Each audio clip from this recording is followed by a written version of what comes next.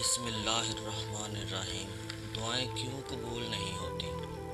لوگوں نے ایک دفعہ حضرت ابراہیم ادہم بلخی سے سوال کیا، کیا وجہ ہے اللہ تعالیٰ ہماری دعائیں قبول کیوں نہیں فرماتا؟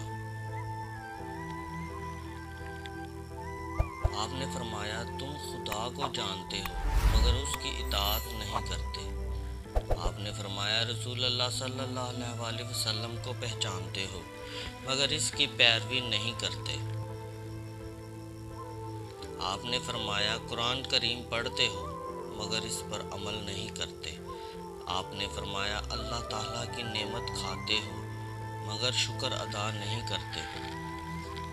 آپ نے فرمایا، جانتے ہو جنت اطاعت کرنے والوں کے لیے ہے مگر اس کی طلب نہیں کرتے۔ آپ نے فرمایا، جانتے ہو دوزخ گنہگاروں کے لیے ہے مگر اس سے نہیں ڈرتے۔ آپ نے فرمایا، شیطان کو دشمن جانتے ہو مگر اس سے دوستی کرتے ہو، دور نہیں بھاگتے۔ آپ نے فرمایا، عزیز و اقارب کو اپنے ہاتھوں سے دشمن دفن کرتے ہو مگر عبرت نہیں پکڑتے۔ آپ نے فرمایا، موت کو برحق جانتے ہو مگر عاقبت کا کوئی سامان نہیں کرتے۔ دوسروں کی عیب جوئی کرتے ہو مگر اپنی برائیوں کو ترک نہیں کرتے۔